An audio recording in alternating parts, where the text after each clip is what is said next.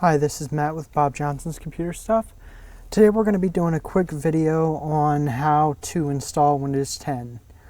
Now, last week we had a video on how to prepare for Windows 10 upgrade, including backing up all your files and making a copy of your hard drive with imaging software, where to get the stuff to do that. And I covered briefly how you would go about installing it. I'm just going to go back over it for you quickly. Basically, there's a couple different ways you can go about upgrading to Windows 10. If you go to Google and just type in Windows 10 upgrade,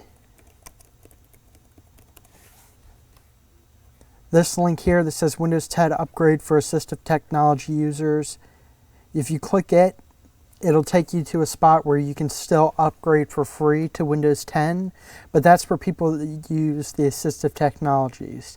If you're not sure what the assistive technologies are, just scroll down and you can look at the page. It'll tell you everything about it. And from there you can use that. You can click upgrade now and run or save the tool. I've already saved it. I'll show you it in a minute. And you can use that tool to upgrade. Now, that's one method of doing the upgrade to Windows 10. There's a couple more methods. Go to Google, type in Windows 10, and this link here that says Windows 10 ISO. If you open that page, it'll take you to a spot where you can download the media creation tool for Windows 10.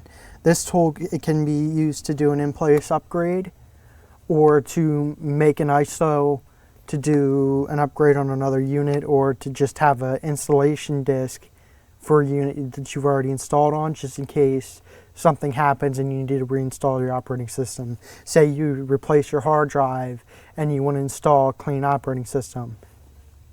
That's how you would get the ISO. One way you could get the ISO. I've already saved that tool, so I will show you that here in a minute.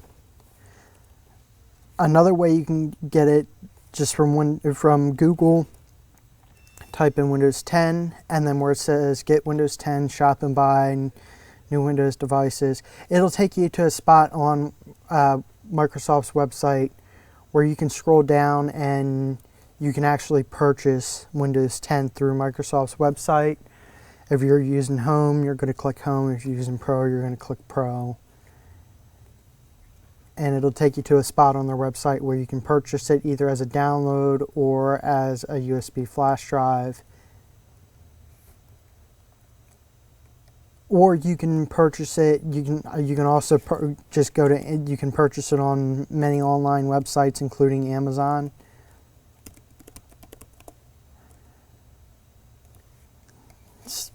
You can just go into their search and type in Windows 10, and you can find various different versions of Windows 10 that you can install, that you can purchase and then install. Okay, so one of the best ways, in my opinion, to do a Windows 10 upgrade is to do a clean install. Even if you can, to put a completely different hard drive, a new hard drive in, and do a clean install off of a disk. I will show you that in a few minutes, but let's go over the two tools that I already have downloaded that I showed you where to go to get them. This tool here that says Windows 10 upgrade. This is the one with the assistive technologies where you can still get the free upgrade for it. You would run the program. It's going to ask you for permission to allow the program to run. And then there's all the licensing agreements, and it'll check to see if your computer is compatible, and it'll start your download. As you can see, it started the download here, and once it's done the download, it'll start going through the process of installing. As you can see, it'll take a while for this to download. So it all depends on the speed of your network. If if you have a high-speed internet, or some people may be using dial-up. It's all a matter of how fast your internet connection is, how long it'll take to download. I'm just going to cancel for now, just because it'll take too long for me to show you. Waiting for it to download. You can just follow the instructions on the screen throughout it once it downloads. The instructions are pretty clear. You should be able to follow the instructions. The other one that I was telling you about, the other application, is the media creation tool. You go ahead and launch it. It'll ask for permission. You give it permission to launch, and then this allows you can do a couple of things with this tool. You can do an in-place upgrade. You have to accept their licensing agreements, obviously. Then you can do an in-place upgrade, or you can make an ISO, or even a bootable flash drive. If you want to do an in-place upgrade, you would leave the default as upgrade this PC now checked. If you want to make a nice download the ISO, you would click create installation media for another PC. Whichever one you do, you would click next. It'll take a while to download regardless, and then you just follow the instructions on screen. For the most part, it's pretty straightforward. You can choose exactly where to save your file if you're doing the ISO. If you have any incompatible software along the way, if you're doing the in-place upgrade, it will pop up and let you know that you have incompatible software. It'll tell you cannot do an in-place upgrade. And in some cases, you can close out of the software, uninstall the incompatible software, and relaunch the program and retry, and it'll go through. In some cases, as is unfortunately the case with most of the Toughbooks, they have a program, an Intel Dynamic Power program that's installed, that even if you uninstall it through the control panel, even if you were to go in and delete the registry keys for it, it still blocks you from doing an in-place upgrade. In that case, you can do a clean upgrade or an upgrade keeping your files, which in my experience actually works better than doing an in-place upgrade anyways. The purpose of doing an in-place upgrade is if you have programs and files that you want to transfer over, so you don't have to reinstall anything or recover any files or anything. And if you need to keep your programs there because they're very time consuming to reinstall, or you don't have access to it anymore to do a reinstall, you can always attempt the in-place upgrade. It's just, in my past experience, it doesn't always work as well. There tends to be more problems along the way trying to do an in-place upgrade. I'm going to cancel this from now, and I'm going to show you the last step of the last option for doing a Windows 10 upgrade, which is using a Windows 10 installation media, in this case a Windows 10 disk, to upgrade to Windows 10, to install Windows 10. What you'll want to do is you'll want to shut down, and you'll want to have your boot media plugged in, and you'll choose to change your boot options in BIOS or select a temporary boot option depending on which computer you have, and you'll want to boot to the bootable media.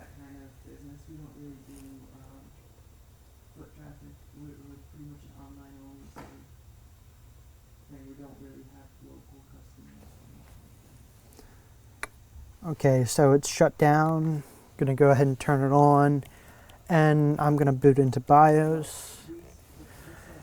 And I'm going to go to the last tab and change the first boot option to CD DVD, because I'm using a DVD as my installation media. Save values and restart.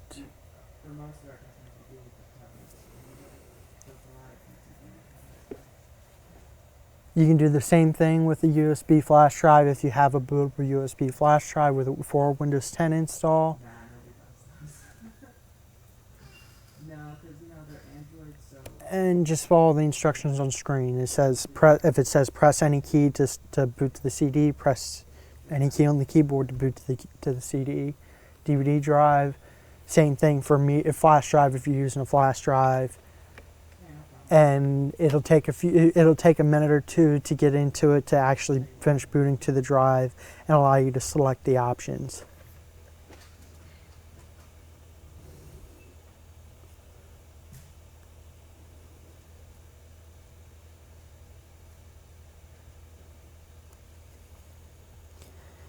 Keep in mind the amount of time it takes. It can also be delayed or increased based off of the kind of computer you're using. If you're using an older computer that has like a Core 2 Duo processor in it, or even a Centrino Duo processor, or even an old Pentium M processor, it's going to take longer than, say, if you're using a computer that has an i5 processor, or you're using a computer that has an Intel Core i7 processor. Those computers with the Intel Core i5 and i7 processors are going to be able to process the upgrade quicker. Also, keep in mind the amount of RAM you have in your computer can also make a difference too. That's part of the reason why I always suggest that anybody looking to do a Windows 10 upgrade take into consideration the specs of their computer first. If you're running a computer with an old Pentium M processor and you only have 1 gig of RAM and you're using a PATA hard drive, an IDE hard drive, I wouldn't even recommend installing Windows 10. Now, once you get to this menu here, you would change your settings for your preferences, for your language and stuff like that. And you would click Next. And you would click Install.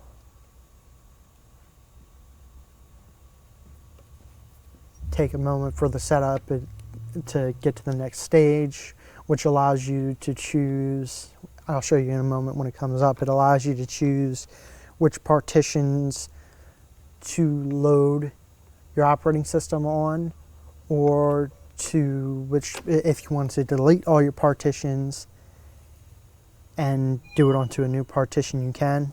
This screen here is just asking for a license key, and unlike Windows 8, you can skip this screen asking for the license key and move on to the next one, which is what I'm going to do here. This is just a demonstration, so I'm not going to worry about putting a license key in for a demonstration. It will ask you again before it finishes the setup for a license key.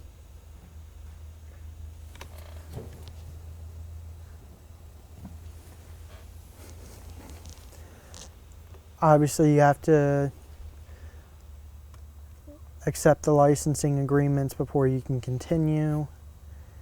If you want to do an upgrade, you would leave it checked as upgrade. It'll install over top of what you already have.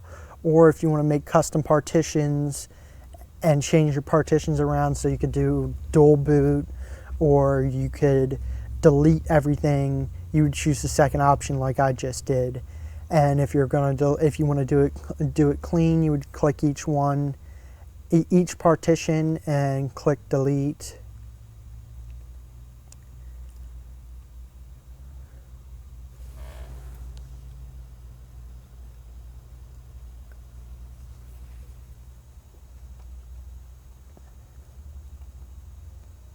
And then you would click new, apply. It'll set up your hard drive for a clean partition setup for Windows 10 installation. From there, you would click next, and it can take a few minutes for this. It can take a little while for this upgrade, for this installation to complete.